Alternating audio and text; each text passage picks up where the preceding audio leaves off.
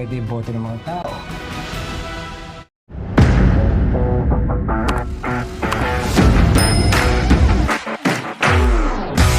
Kinausap ni Ramon si Marites at sinabi na bigyan ng tsansa at unti pang panahon si Tanggol para maunawaan at matanggap ang kanilang pamilya. Makikita ang pag-aalala sa mata ni Marites pero andyan si Ramon para mabigyan payapa ang pag-iisip ni Marites. Kinausap ni Tanggol ang kanyang grupo sina Boss Divina.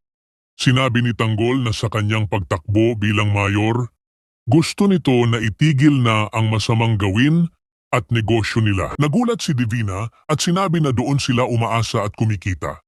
Desido si Tanggol sa kaniyang pagtakbo at pagbabagong buhay upang lalong marespeto at maasahan siya ng mga tao.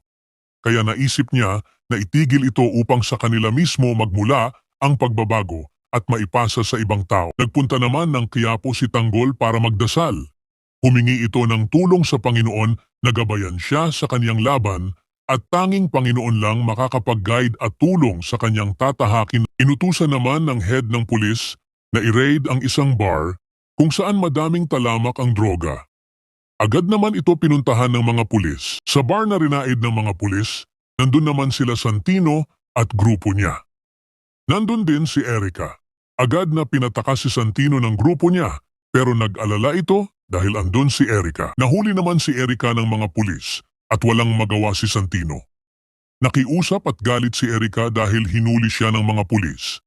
Iniyabang pa nito na anak siya ng mayor na Guerrero. Sa pagtatapos ng kabanatang ito, makikita natin ang determinasyon ni Tanggol na baguhin ang kanyang buhay at maging isang tunay na pinuno. Sa kabila ng mga pagsubok at hamon na kanyang kinahaharap, hindi siya nawawala ng pag-asa at patuloy na humihingi ng gabay sa Panginoon. Sa pagtakbo niya bilang mayor, ninanais niyang itigil ang mga masasamang gawa at negosyo ng kanyang grupo. At sa halip ay magmula sa kanila ang pagbabago at maipasa sa ibang tao.